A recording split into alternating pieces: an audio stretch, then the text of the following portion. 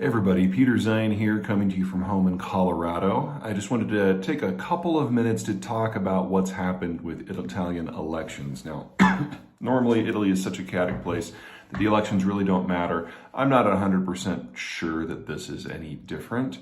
What has happened is a right-wing alliance led by one by the name of Giorgia Meloni has taken control of the Italian parliament, and she will be the next prime minister of Italy.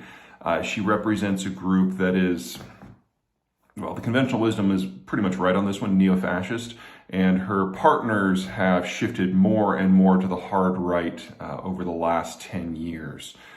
This is by far the most proto-fascist government that Italy will have had since the days of Mussolini. Does that mean that it will be fascist? Way too soon to know. Four things really.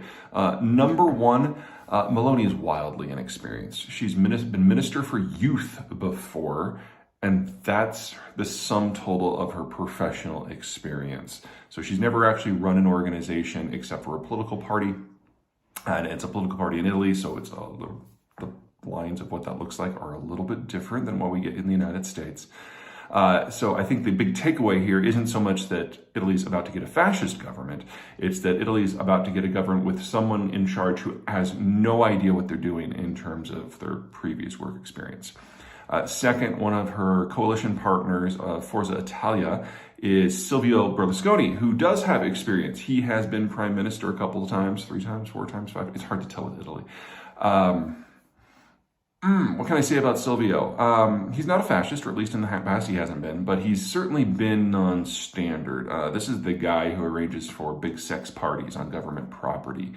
And to have him back in government at a time when Italian finances and the political system are in flux is, I guess the German-descended person that I am, perhaps not the best choice at this time, but he will certainly make things colorful.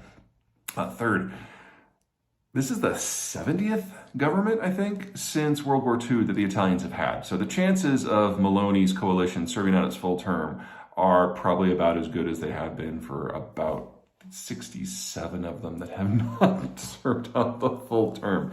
Italy is a very unstable place. It's always quite chaotic, and this is going to be no exception. And then finally, the way that Italy is really run is that they rely on bureaucrats and directives from the European Union and funding from the European Union in order to get everything done, which is part of the reason why we've got this rightist rejection to a degree.